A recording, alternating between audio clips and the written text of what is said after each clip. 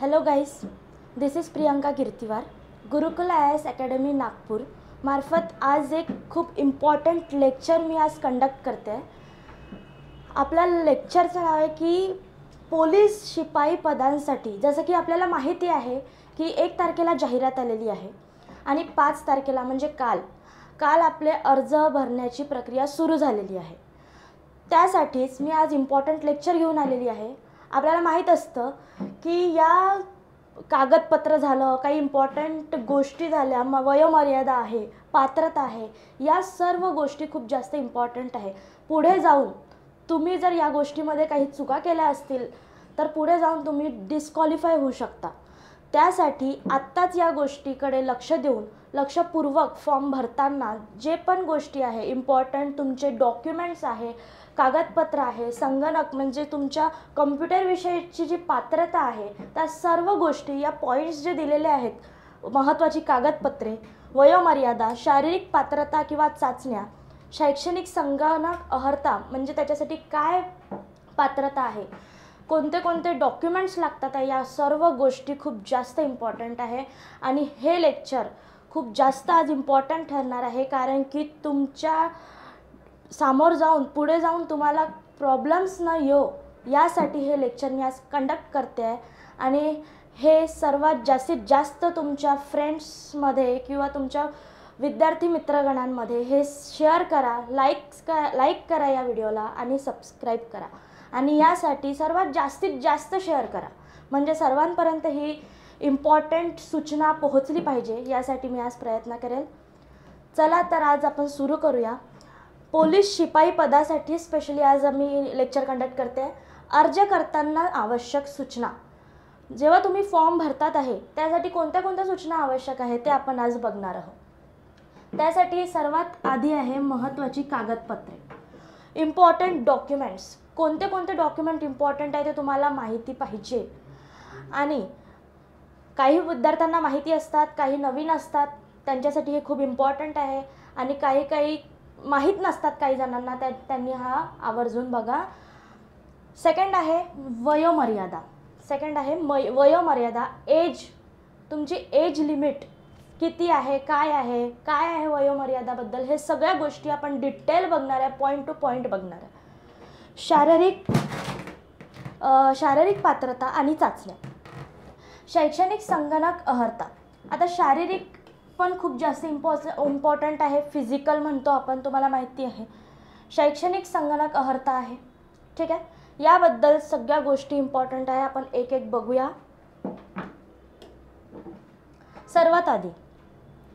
सर्वात आधी पोलीस शिपाई चालक, बॅट्समॅन, सशस्त्र पोलीस शिपाई म्हणजे कारागृह शिपाई भरती 2023. एक गोष्ट लक्षात ठेवायची आहे की हे जे 2023 आहे, 2024 मध्ये 2023 ची भरती होणार. 2023 ची भरती होणार आहे 2024 मध्ये, आणि 2023 मध्ये 2022 ची झाली होती, ठीक आहे. ही गोष्ट लक्षात ठेवायची आहे. उमेदवारांसाठी काही सूचना दिलेल्या आहेत, हे इम्पॉर्टंट आहे. आज आपण बघणार आहे स्पेशली पोलीस शिपाईसाठी, ठीक आहे. इथे बघा, अर्ज ऑनलाईन भरण्याकरिता आवश्यक माहिती. तुम्ही जे ऑनलाईन अर्ज भरणार आहात त्यासाठी काही इम्पॉर्टंट माहिती दिलेली आहे. ती कोणत्या वेबसाईटवर असेल? www.policerecruitment2024mahiti.organization या वेबसाईटवर तुम्हाला ही माहिती उपलब्ध असणार आहे. तिथे जा आणि तिथे बघा माहिती कशा प्रकारे दिलेली आहे आणि काय दिलेली आहे. त्यानंतर म्हटलं आहे की ऑनलाईन पद्धतीने अर्ज भरण्याची सुविधा. अर्ज तुम्हाला कोणत्या वेबसाईटवर भरायचा आहे तर ही अर्ज भरण्याची वेबसाईट आहे www.policerecruitment2024mahiti.organization. याच्यावरच तुम्हाला काय करायचं आहे, ऑनलाईन पद्धतीने अर्ज भरायचा आहे, ठीक आहे. या संकेतस्थळावर जाऊन तुम्ही ऑनलाईन पद्धतीने अर्ज भरू शकता. नेक्स्ट असं आहे आवेदन अर्ज सादर करण्याचा दिनांक व वेळ. ह्या सगळ्या गोष्टी तुम्ही एक नोट करून ठेवला तरी चालेल, पण या सर्व गोष्टी खूप जास्त इम्पॉर्टंट आहे, या माहिती पाहिजे. जाहिरातील नमूद अर्हता व अटीची पूर्तता करणारा उमेदवार यांनी खाली दिलेल्या विहित दिनांकाच्या मुदतीत ऑनलाईन पद्धतीने आवेदन अर्ज भरावे. काय म्हटलं त्यांनी? पहिलं असं आहे की ऑनलाईन आवेदन अर्ज सादर करण्याचा दिनांक व वेळ, म्हणजे ऑनलाईन कालपासनं सुरू झालं आहे, कालची तारीख 5 तारखेपासून सुरू झालेले आहे ऑनलाईन अर्ज, आणि 31 मार्च 31/3/2024 पर्यंत अर्ज भरण्याची ती लास्ट डेट आहे. 31/3/2024 तिथपर्यंत तुम्हाला अर्ज ऑनलाईन पद्धतीने भरायचा आहे. पण लवकरात लवकर भरा, कारण साईट पण पूर्ण नंतर प्रॉब्लेम जातात फॉर्म भरायला, त्यामुळे लवकरात लवकर भरले तर चांगलं होईल. आणि लवकरात लवकर भरण्याचा खूप जास्त लवकर भरण्याचा प्रयत्न करा. परीक्षा शुल्क परीक्षा शुल्क हे पण खूप म्हणजे महत्त्वाचं आहे. लक्षात ठेवा कोणाचं किती शुल्क आहे ते बघायचं आहे. आपल्याला माहिती आहे पोलीस शिपाईचा पण दिलेला आहे, पोलीस शिपाई चालकचा पण दिलेला आहे, सशस्त्र पोलीस शिपाईचा दिलेला आहे, बॅट्समॅनचा दिलेला आहे आणि कारागृह शिपाईचा दिलेला आहे. खुला प्रवर्ग म्हणजे ओपनवाल्यांसाठी, आणि हे आपले मागास प्रवर्गासाठी. पोलीस शिपाई ओपनसाठी पोलीस शिपाई असो, पोलीस शिपाई चालक असो, सशस्त्र पोलीस शिपाई असो किंवा हे दोन असतो, त्यासाठी 450 म्हणजे 450 रुपये फी आहे. ठीक आहे, 450 रुपये ओपनवाल्यांसाठी. त्यानंतर मागास प्रवर्गांसाठी आहे 350 रुपीज. मागास प्रवर्गासाठी किती आहे? 350 रुपीज. या पाचही पदांसाठी ही फी आहे. ओपनवाल्यांसाठी 450 आणि मागास प्रवर्गासाठी 350. हे सर्वांनी नोट करायचं आहे. ठीक आहे. त्यानंतर आहे सर्वसाधारण सूचना आहे, या तुम्हाला वाचायच्या आहेत. ठीक आहे, या पॉईंट काय दिलं आहे, त्यांनी काय सांगितलं आहे, ह्या सगळ्या गोष्टी माहिती पाहिजे. त्यांनी सांगितलं आहे पोलीस भरती 2023 ही महाराष्ट्र राज्य पोलीस दलातील विविध घटकात पोलीस शिपाई किंवा पोलीस शिपाई चालक, बॅट्समॅन, राज्य राखीव पोलीस बलातील सशस्त्र पोलीस शिपाई, कारागृह शिपाई या सगळ्या दिनांक 31/12/2023 पर्यंत अखेरपर्यंत रिक्त झालेल्या पदांची गणना करून जाहीर करण्यात आलेली आहे. सदरची रिक्त पदे सामाजिक आरक्षणांतर्गत मागील अनुशेष व बिंदू मावलीनुसार निश्चित करण्यात आलेली आहे. त्यानंतर सांगितलं आहे की निवड यादीमध्ये नावाचा समावेश झालेला आहे. प्रोव्हिजनल सिलेक्शन म्हणजेच की उमेदवाराची निवड तात्पुरती असेल. कशात? पोलीस भरती 2023च्या प्रक्रियेत तयार करण्यात आलेल्या निवड यादीतील उमेदवाराची निवड तात्पुरती असेल असं सांगितलं त्यांनी. तर निवड यादीमध्ये नावाचा समावेश झाला म्हणून नियुक्तीचा हक्क प्राप्त झाला असे समजवण्यात येऊ नये. हे इम्पॉर्टंट लक्षात ठेवायचं. पोलीस शिपाई किंवा पोलीस शिपाई चालक, बॅट्समन झालं, राज्य राखीव पोलीस बलातील सशस्त्र पोलीस शिपाई आहे, कारागृह शिपाई आहे, हे या संवर्ग भरतीत प्रक्रियेत निवड होऊन नियुक्ती झालेल्या उमेदवारास महाराष्ट्र पोलीस नियमावली 1999 व पोलीस महासंचालक महाराष्ट्र राज्य मुंबई हे सगळ्या गोष्टी तुम्हाला वाचायच्या आहे. या छोट्या छोट्या गोष्टी आहे, या सगळ्या तुम्हाला वाचायच्या आहे, इम्पॉर्टंट आहे. त्यानंतर बघू आपण आवश्यक कागदपत्रे. हे आहे इम्पॉर्टंट, खूप जास्त इम्पॉर्टंट आहे कागदपत्रे, कारण की भरपूर जणांना डॉक्युमेंट्सची खूप जास्त प्रॉब्लेम जाते पुढे. त्यामुळे आत्तापासूनच काय काय लागतं आहे, कोणते डॉक्युमेंट्स आहे खूप जास्त इम्पॉर्टंट आहे बघा. त्यानंतर जेणेकरून तुम्हालाच पुढे जाऊन प्रॉब्लेम नाही गेला पाहिजे, त्यासाठी कागदपत्रे कोणते लागते आहे हे बघा. आवश्यक कागदपत्रे. सर्व आवश्यक ती प्रमाणपत्रे व कागदपत्रे आवेदन अर्ज भरण्याच्या अंतिम दिनांकापर्यंत किंवा त्यापूर्वी उमेदवारांनी प्राप्त करून घेणे आवश्यक आहे. अंतिम दिनांकापर्यंत किंवा त्यापूर्वीही प्राप्त करून घ्यायचे ही सगळे डॉक्युमेंट्स जे पण आहे. सर्वात पहिले कोणतं डॉक्युमेंट आहे? SSC म्हणजे तुमची 10वी आणि HSC म्हणजे तुमची 12वीची उत्तीर्ण प्रमाणपत्र, तुमचा रिझल्ट. SSC आणि HSCचा रिझल्ट पाहिजे आहे तिथे. सेकंड नंबरवर आहे जन्म दाखला, बर्थ सर्टिफिकेट. तुमचं बर्थ सर्टिफिकेट मी सांगते आहे प्रत्येक गोष्ट. बर्थ सर्टिफिकेट,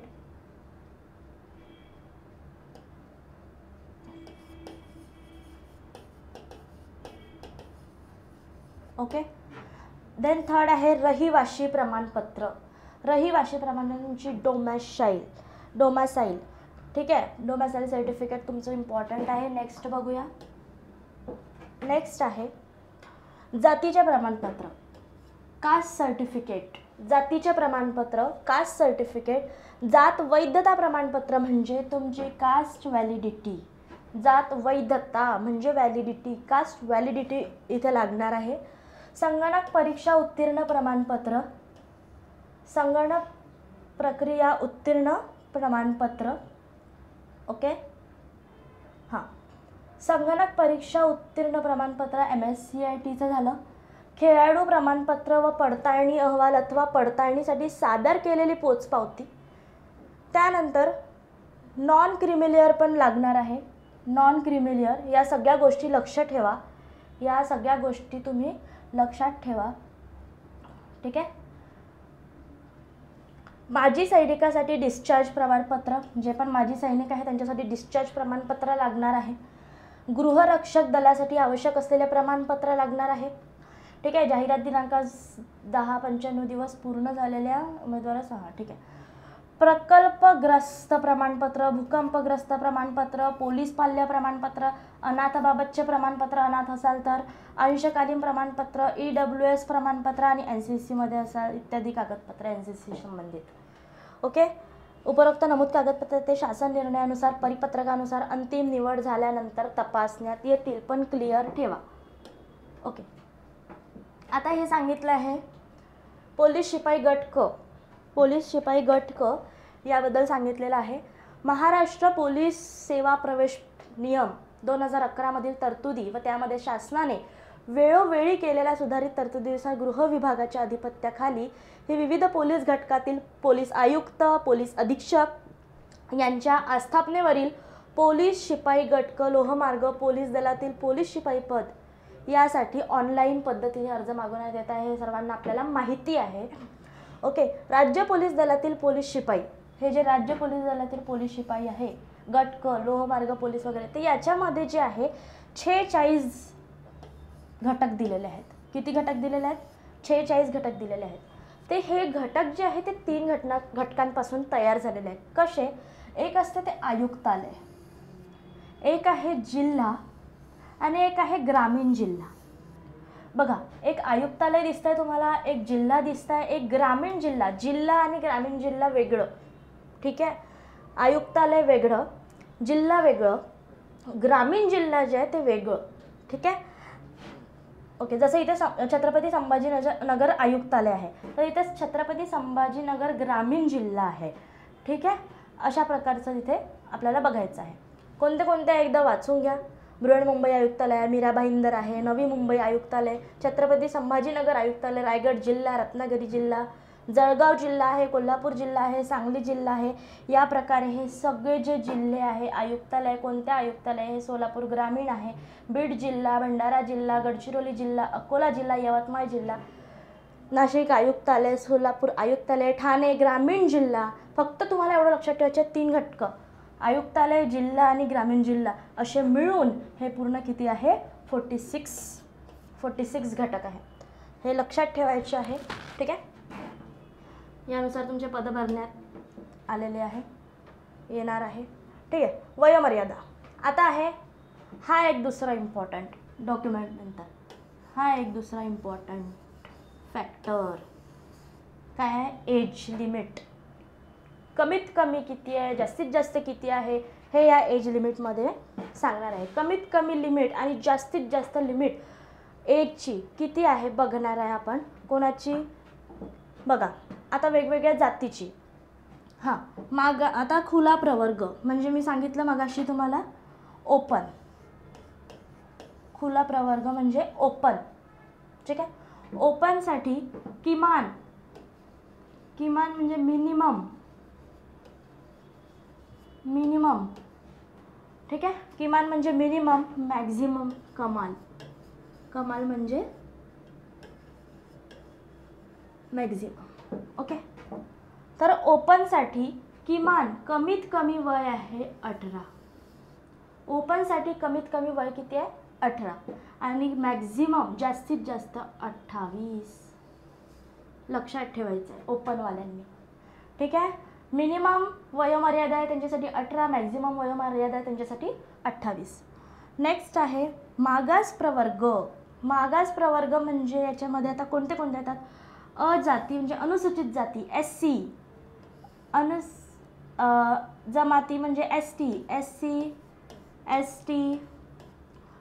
विजा अ म्हणजे भ ज ब, भटक्या जमाती. हे भटक्या जमाती ब, भटक्या जमाती क, भटक्या जमाती ड. ठीक आहे.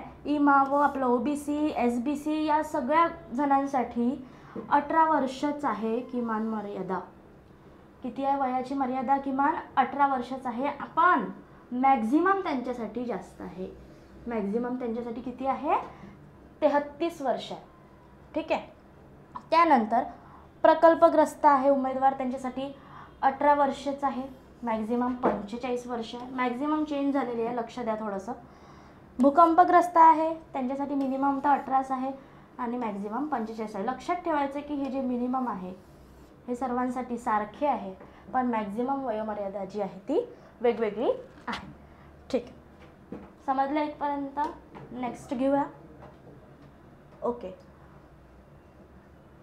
आता दिला आहे माजी सैनिक उमेदवार. जे माजी सैनिक उमेदवार आहे त्यांच्यासाठी पण 18च आहे मिनिमम, पण मॅक्झिमम बघा, उमेदवाराच्या सशस्त्र दलात झालेल्या सेवे इतका कालावधी अधिक 3 वर्ष इतका आहे. हे लक्षात ठेवायचं. त्यानंतर पदवीधर, पदवीधारक, अंशकालीन उमेदवार यांच्यासाठी 18 वर्ष आहे, मॅक्झिमम 55 वर्ष आहे. ठीक आहे. अनाथ मुलांसाठी 18 वर्ष आहे मिनिमम, मॅक्झिमम आहे 33 वर्ष. हे लक्षात ठेवा. त्यानंतर दिलेलं आहे समांतर आरक्षणाअंतर्गत येणारे उमेदवार. आता त्याच्यामध्ये कोण कोण येते? महिला उमेदवार, खेळाडू उमेदवार, पोलीस पाल्य, गृहरक्षक, माजी सैनिकांवर अवलंबून असलेले मुलगा मुलगी पत्नी उमेदवार. ठीक आहे. त्यांच्यासाठी किमान बघा, एक कॉमन दिसत आहे 18. किमान वयोमर्यादा या सर्वांसाठी किती आहे? 18 वर्ष आहे. ठीक आहे. किती आहे? 18 वर्ष आहे. ओपन, कमाल, मॅक्झिममसाठी ओपनसाठी वेगळं आहे मॅक्झिमम वयोमर्यादा, खुला वर्ग म्हणजे ओपन, आणि बाकीच्या मागास प्रवर्गासाठी वेगळी आहे. ओपनसाठी किती आहे? 28 वर्ष. मागास प्रवर्गासाठी 33 वर्ष महिला उमेदवार. ठीक आहे. खेळाडू उमेदवारांना 28 + 5 33 + 5, यांना 28 वर्ष, यांना 33 वर्ष. यांना गृहरक्षक 28 वर्ष, 33, यांना 28 + 3, यांना 33. ह्या सगळ्या गोष्टी तुम्हाला लक्षात वाचा ते एकदा पूर्ण. नेक्स्ट स्लाइड घेऊया. हां, शारीरिक पात्रता. यामध्ये असं दिलं आहे महिला उमेदवाराकरिता आणि पुरुष उमेदवाराकरिता आणि ट्रान्सजेंडर जे पण आहे. ठीक आहे. आता याच्यामध्ये दिलं आहे शारीरिक पात्रता. आता यांनी काय म्हटलं आहे? याच्यामध्ये उंचीचं सांगितलं आहे, एक छातीबद्दल सांगितलं आहे. ठीक आहे. उंची. आता महिला उमेदवाराकरिता उंची किती सांगितलं त्यांनी? 155, 155 सेंटीमीटरपेक्षा कमी नसावी. म्हणजे 155 पेक्षा जास्त पाहिजे चालेल, पण 155 पेक्षा कमी नसावे.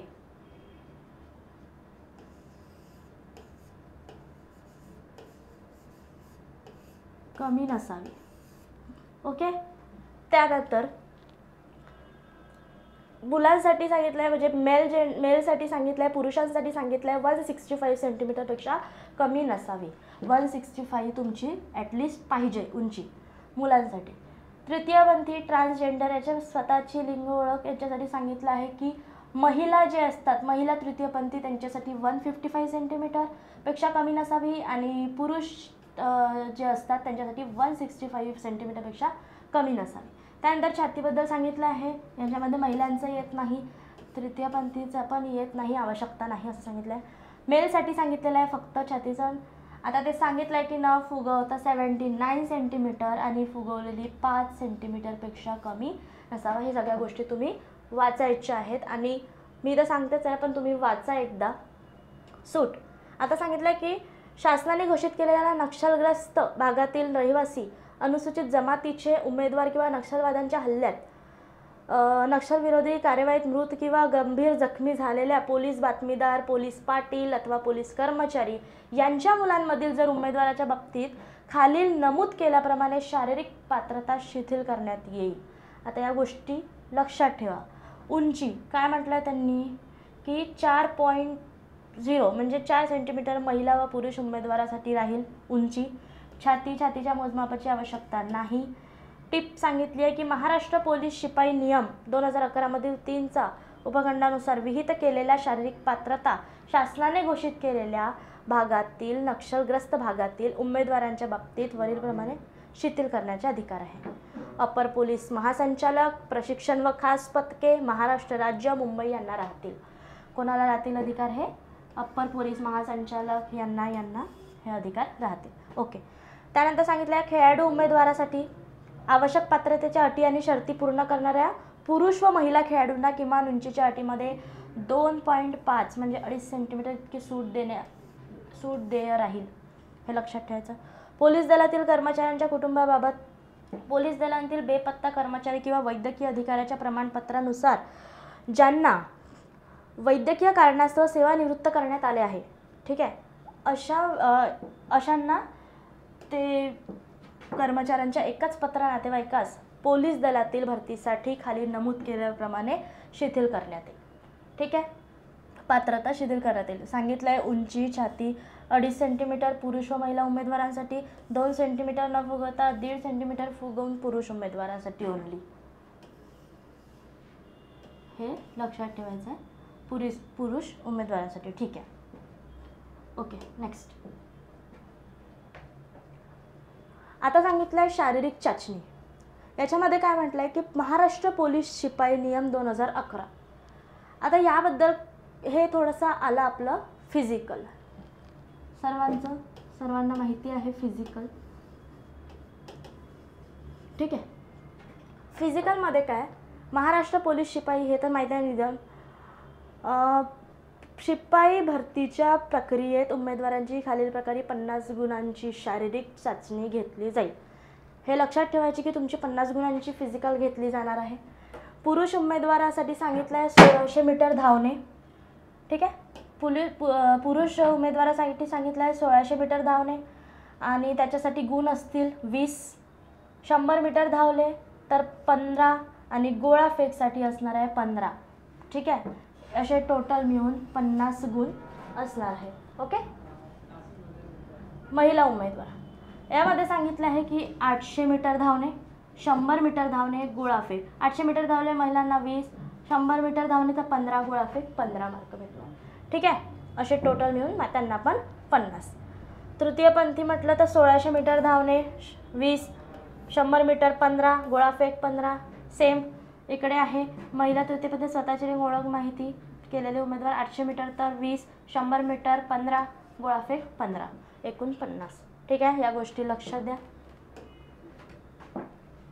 लेखी चाचणी आपली एक्झाम फिजिकलसोबत लेखी चाचणी खूप जास्त इम्पॉर्टंट आहे.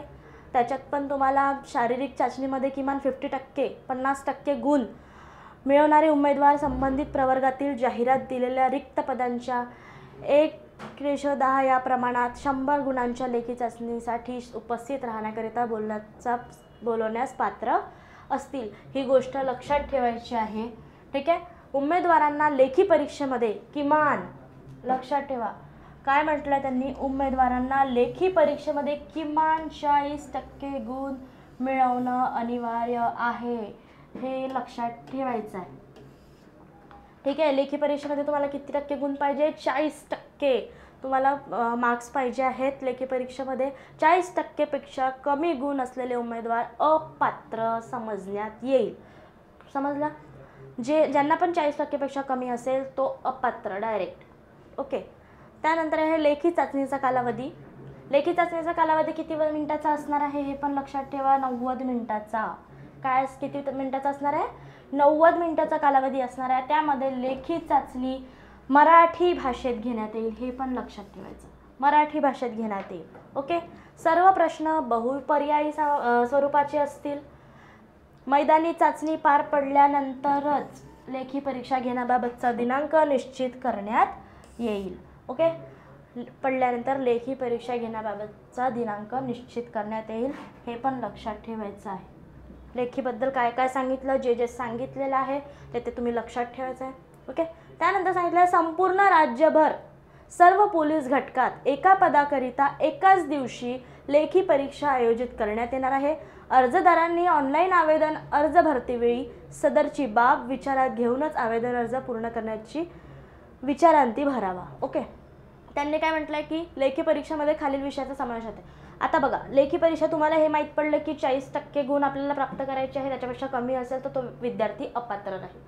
पण आता त्याच्यामध्ये कोणते कोणते विषय असणार आहेत त्याचंसुद्धा मी आता सांगणार आहे. त्याच्यामध्ये असणार आहे अंकगणित. काय काय असणार आहे तुम्हाला? अंकगणित एक राहील. त्यानंतर सामान्य ज्ञान व चालू घडामोडी, करंट अफेअर्स, सामान्य ज्ञान आणि करंट अफेअर्स. जी के येईन पूर्ण याच्यात तुमचं GK, GS, GK जे पण आहे. बुद्धिमत्ता चाचणी, रिझनिंग तुमचं, मराठी व्याकरण. ओके, हे 4 लक्षात ठेवायचे आहे तुम्हाला. वरील पदाकरिता शारीरिक चाचणी व लेखी चाचणीमध्ये प्राप्त झालेल्या एकत्रित गुणांच्या आधारे गुणवत्ता यादी तयार करण्यात येईल आणि त्यानंतर जाहिरातीमध्ये दर्शवलेल्या रिक्त पदांनुसार अंतिम निवड यादी, प्रतीक्षा यादी म्हणू शकतो आपण त्याला, शासनाने वेळोवेळी निर्गमित केलेल्या आदेशानुसार तयार करून प्रसिद्ध करण्यात येईल. हे लक्षात ठेवायचं. दिनांक 10/12/2020 नुसार हा एक सांगितलं होतं. ओके, गृह विभाग शासन निर्णय क्रमांक वगैरे दिलेला आहे त्यांनी, ते काही एवढे इम्पॉर्टंट नाही. ओके, नेक्स्ट आहे काय दिलेलं आहे, अशी असेल गुणदान पद्धत. म्हणजे त्यांनी सांगितलं की तुम्हाला गोळाफेकमध्ये वगैरे किती मार्क्स मिळणार, कोणत्या याच्यावर किती मार्क्स मिळणार. तर बघा, गोळाफेक पुरुषांसाठी सर्वात आधी बघायचं आहे आपल्याला. गोळाफेक पुरुषांसाठी, ठीक आहे.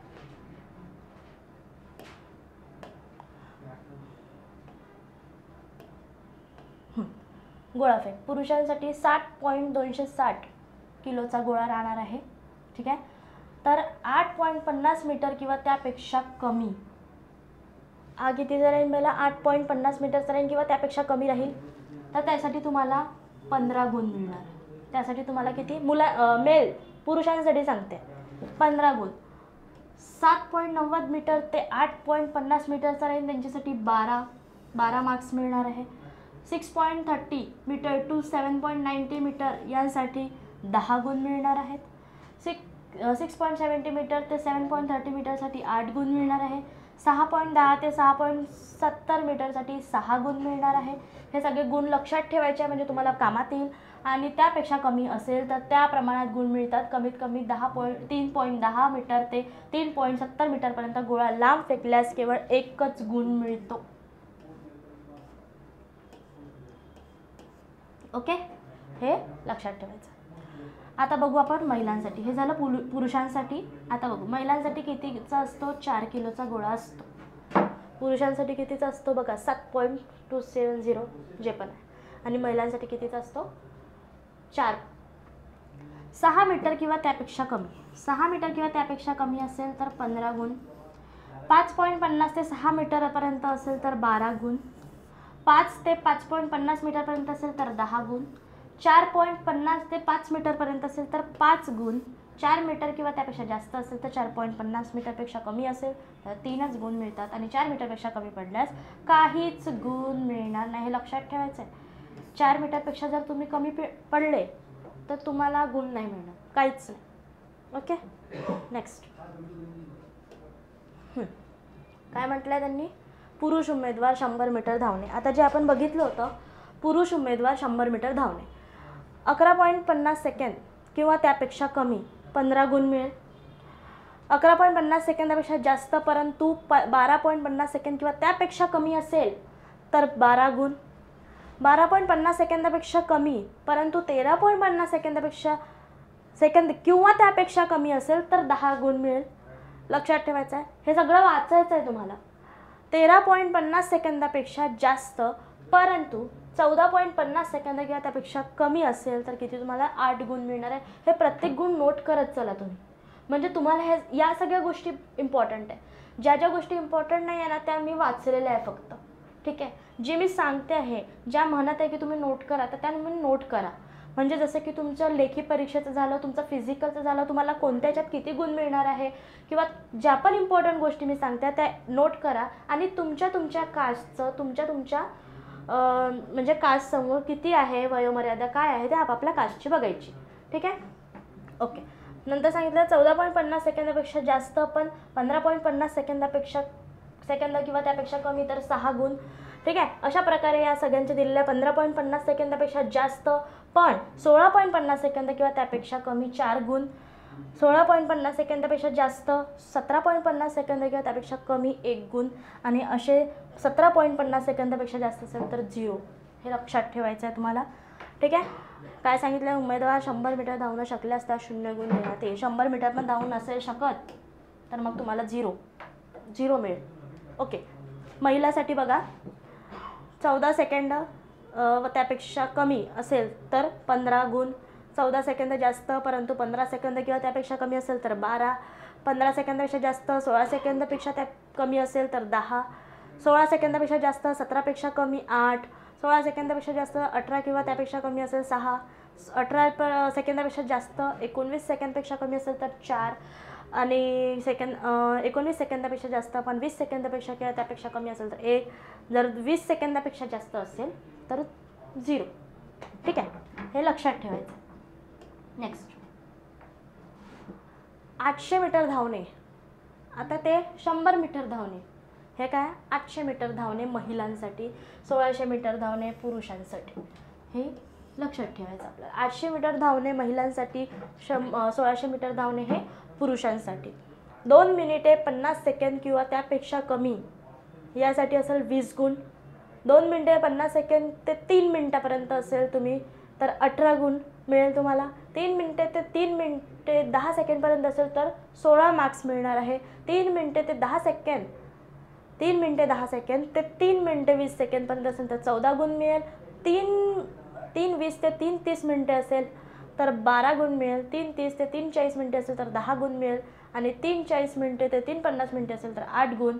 आणि लास्ट आहे 3:50 मिनिटे ते 4 मिनिटं असेल तर 5 गुण मिळेल. कशात, 800 मीटर धावणेमध्ये महिलामध्ये. मुलांना किती आहे, पुरुषांना किती आहे, 1600 मीटर धावणे आहे.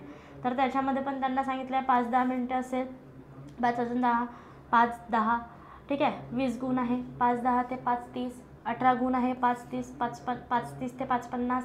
16 गुण आहे. ठीक आहे. 5:50 ते 6:10 14 गुण आहे. 6:10 ते 6:30 12 गुण आहे. यांना 10 गुण आहे. 6:30 ते 6:50. 6:50 ते 7:10 8 गुण आहे. 7:10 ते 7:30 5 गुण आहे. आणि ठरलेले अंतर धावू न शकल्यास 0 गुण. बरोबर आहे. जे ठरलेले अंतर धावू नाही शकत त्यांना 0 गुण आहे. ठीक आहे. ओके. अशा प्रकारे पॉईंट टू पॉईंट मी तुम्हाला पूर्ण माहिती सांगितली आहे आपल्या पोलीस शिपायाची. इम्पॉर्टंट टू इम्पॉर्टंट पॉईंट, एकही पॉईंट सुटलेला नाही. आणि प्रत्येक पॉईंट तुम्हाला समजला असेल. आय होप मी असं समजते. आणि प्रत्येकांनी हा व्हिडिओ शेअर करा, प्रत्येकापर्यंत पोचवा, तुमच्या फ्रेंड सर्कलमध्ये पोचवा, तुमच्या विद्यार्थी मित्र जे पण तुमचे कलिग्स असेल जे पण असेल ज्यांच्यापर्यंत पोचवा. आणि मॅक्झिमम लोकांना शेअर करा, लाईक करा, व्हिडिओला सबस्क्राईब करा. आणि व्हिडिओ इम्पॉर्टंट आहे हे तुम्ही इम्पॉर्टंट गोष्टी याच्यातला नोट करा आणि असाच प्रतिसाद द्या.